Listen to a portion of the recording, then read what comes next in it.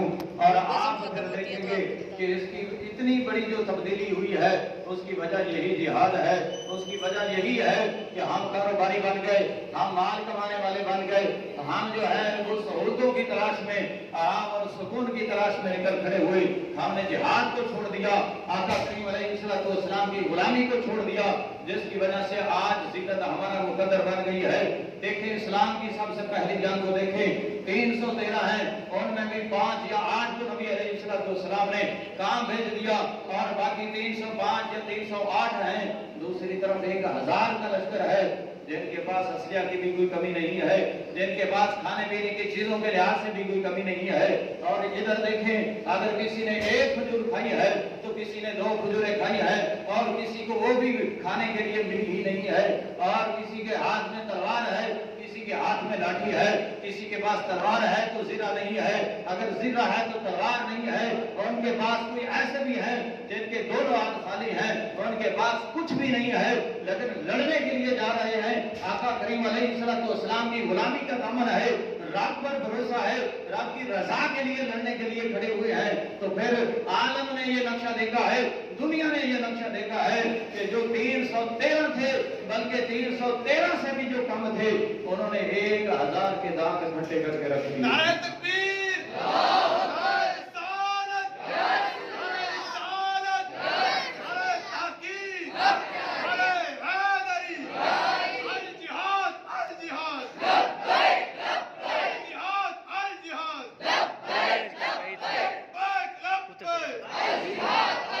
आज नारे खत्म नबूवत जिंदाबाद, जिंदाबाद। फिर जमाना अपनी चाल चलता रहा, मुसलमान लड़ते रहे, रब खालिक कायनात की रजा के लिए जिहाद करते रहे। फिर एक लड़ाई हुई है और उस लड़ाई का ऐसा नक्शा जो है वो शायद आसमान में भी नहीं देखा होगा। तारीख में ऐसी जंग जो है वो नहीं लड़ी गई कि इतनी कम तादाद हो और फिर भी अल्लाह ताला फतह अता फरमा दे। अब ग्रामीण अगर एक तरफ रूम का लश्कर है, दूसरी तरफ मुसलमानों का लश्कर है, जंग होने के लिए तैयारी हो रही है। एक मुजाहिद जो है वो हजरत अबू उबैदा बिन जर्राह के पास आता है और अर्ज करता है कि आप सारे ना लड़े, मैं ये चाहता हूँ कि आप मुझे सिर्फ 30 बंदे दे दें और आज की सारा दिन की लड़ाई मैं लड़ूंगा, अपने दोस्तों के साथ लड़ूंगा। हजरत अबू उबैदा बिन जर्राह जो उस लश्कर के सपा सलार हैं, आपने फरमाया फिर जाओ, 30 नहीं तुम्हें 60 बंदे देता हूँ, 60 बंदे लेकर जाओ और काफिरों के साथ, रूमियों के साथ जाकर लड़ाई करो। अब वो लड़ाई करने के लिए जाते हैं, 60,000 मुसलमान हैं और सामने से पता है लश्कर की तादाद कितनी है। आगे से जो लड़ने वाला लश्कर है, जिसके पास असले और दुनिया के साजो सामान के लिहाज से कोई कमी नहीं है, उनकी तादाद 60,000 है।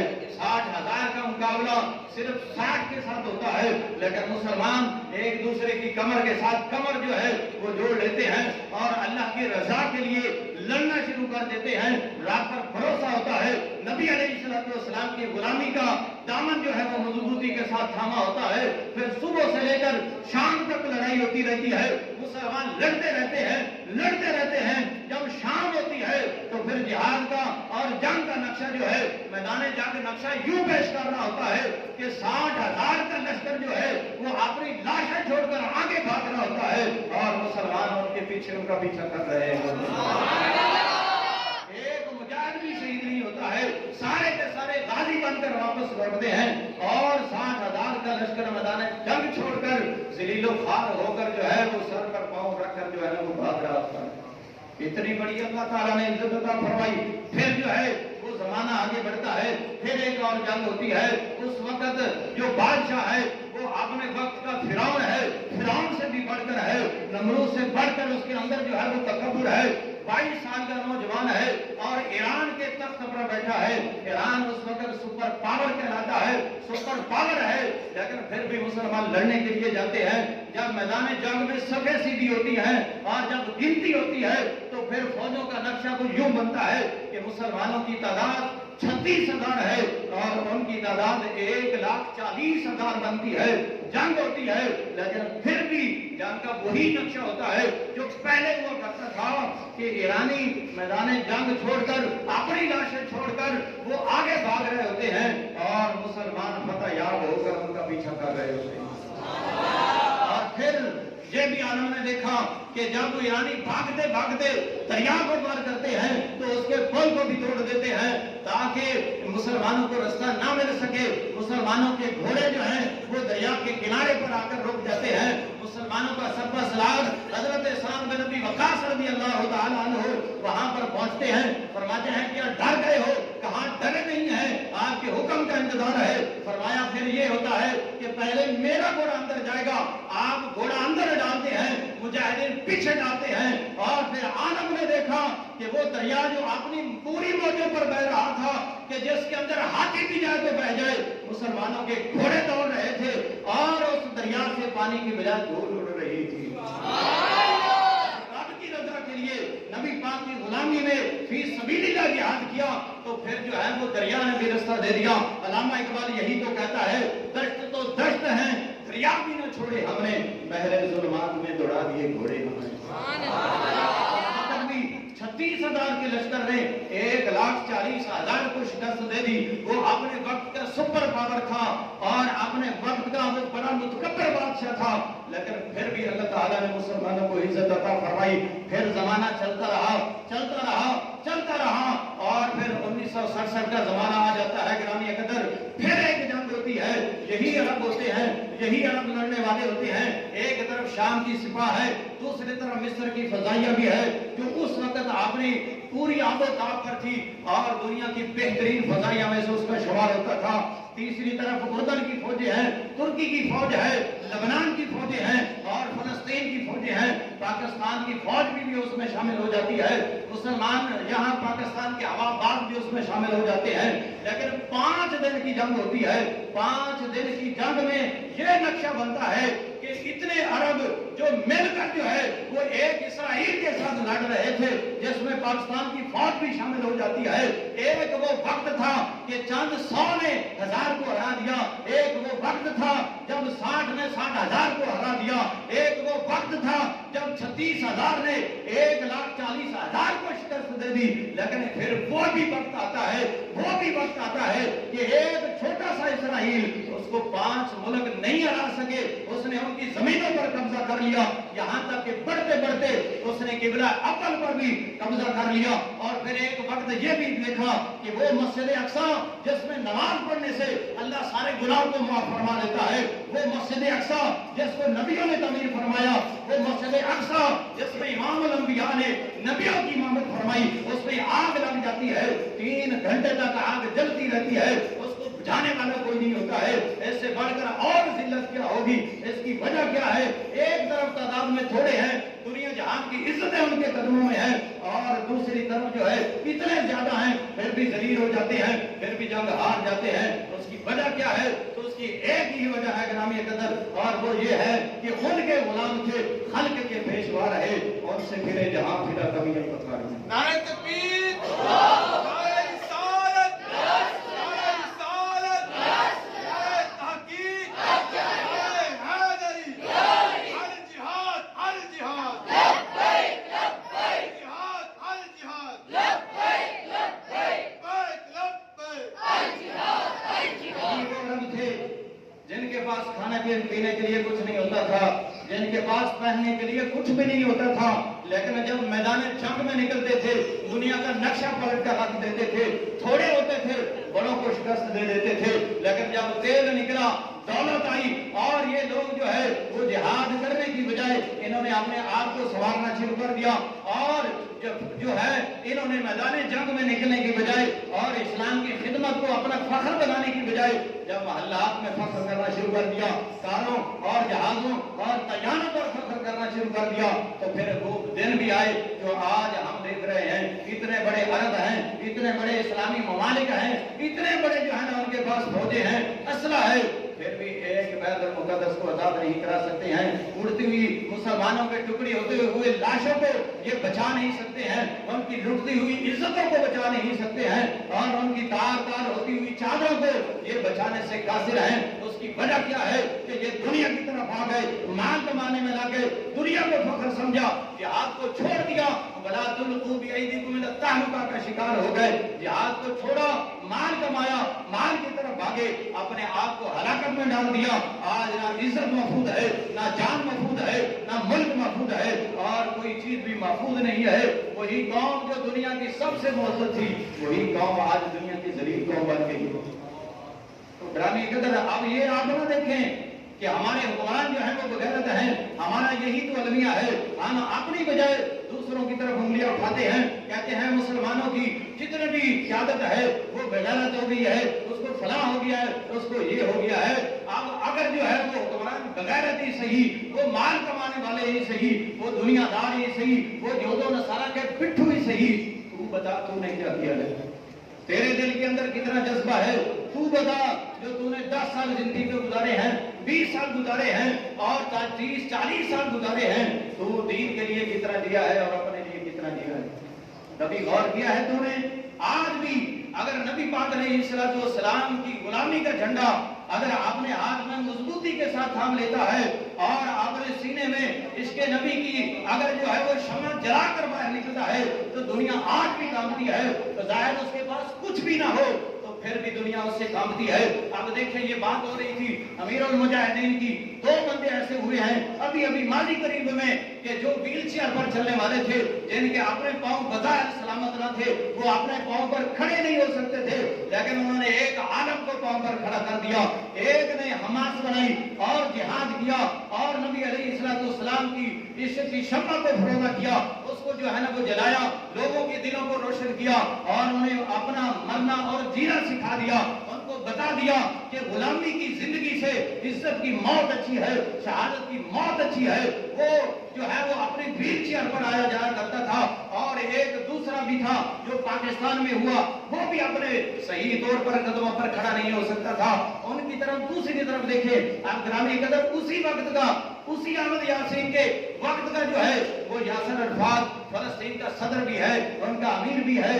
اس کی بھی ایک جو ہے نا وہ فوج تھی, لیکن وہ کام نہ کر سکا جو ویل چیئر پر رہنے والا جو ہے نا وہ کر سکا, اور وہ اپنے ہوتے ہوئے سب کچھ کرتے ہوئے وہ کچھ بھی نہ کر سکا, امت کو بیدار نہ کر سکا. اسی طرح پاکستان میں بھی ایک مولوی تھا جس کا باپ بھی مفتی ہے, اب بھی وہ زندہ ہے, اس کے باپ کو بھی وزارت ملی, وہ بھی ایک صوبے کے وزیر اعلیٰ رہا, اسلام پہ پلتا رہا, اسلام کے نام پہ کھاتا رہا, اب بھی نعرے اسلام کے لگاتا ہے, اپنی جمعیت کا نام بھی اسلام کے ساتھ رکھا ہوا ہے.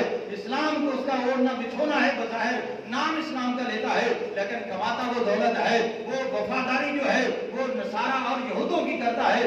لوگوں نے اس کو ڈیزل کے نام سے پکارنا شروع کر دیا, لوگوں نے اس کا مذاق بنایا, اور اس کا کوئی نام لینے کے لیے روادار نہیں. جب بھی اس کو بلایا جاتا ہے تو گرامی قدر اس کو مولوی ڈیزل کے نام سے پکارا جاتا ہے. اس کی بھی ایک جمعیت ہے, اس کے پاس طاقت بھی تھی, اس کے بعد جو ہے وہ ممبر بھی تھے, صوبائی اسمبلی کے ممبر بھی تھے, نیشنل اسمبلی کے ممبر بھی تھے, ایک صوبے کی وزارت بھی تھی. اس کے باوجود ایک یہودی بھی, ایک عیسائی بھی, ایک ہندو بھی اسے نہیں ڈرتا تھا. کیا وجہ کیا ہے کہ ایک طرف ایک بندہ ہے جو ویل چیئر پر بیٹھا ہے, اس نے حماس کو بنایا, اور اس نے لوگوں کے درمیان یہ پیدا کر دیا کہ مرنا جو ہے عزت کے ساتھ, یہ ذلت کی زندگی سے جینا, یہ مرنا زیادہ اچھا ہوتا ہے. لوگ جو ہے نا اس کی پکار پر اٹھے, انہوں نے ہاتھ میں اسلحہ پکڑا, ہاتھ میں پتھر پکڑے, جو ان کے ہاتھ میں آیا. یہاں تک کہ آپ نے دیکھا ہوگا ایک چھوٹا سا بچہ ہے, ایک ہاتھ میں فیڈر ہے, دوسرے ہاتھ میں پتھر اٹھایا ہوا ہے. اس نے اپنے ہاتھ سے یہ بتا دیا کہ مرنا جو ہے وہ تو ٹھہرا ہی ہے, عزت کی موت مرنا زیادہ اچھا ہے. اب فرق کیا ہوا گرامی قدر, ایک نے فلسطین میں جہاد کیا, دوسرے پاکستان میں جہاد کیا. اب فرق کیا ہوا, ایک کے پاس طاقت تھی, فوج تھی, اسلحہ تھا, اور اس کے پاس اقتدار تھا. ایک یہودی, ایک عیسائی بھی اسے نہیں ڈرتا تھا. لیکن شیخ احمد یاسین ایسا بندہ گزرا جس کی للکار سے جو ہے اور جس کے وار سے کفر جو ہے وہ کامتا ہے. اور دوسرا امیر المجاہدین تھا جو اسلام آباد کی فضاؤں میں بیٹھتا ہے. نہ یک بستہ ہوا نے اس پر اثر کیا, اور نہ ہی بروز سے بھری اور بروز سے پھیلی ہوئی بو اور ان فضاؤں نے اس پر اثر کیا. دونوں کا فرق دیکھیں, اس کے نبی ان کے سینے میں ہے, پاؤں سے چل نہیں سکتے ہیں, ویل چیئر پر سوار ہیں. ایک وار کرتا ہے تو کفر کانپ اٹھتا ہے, امیر المجاہدین للکار کرتا ہے تو کفر کانپ اٹھتا ہے.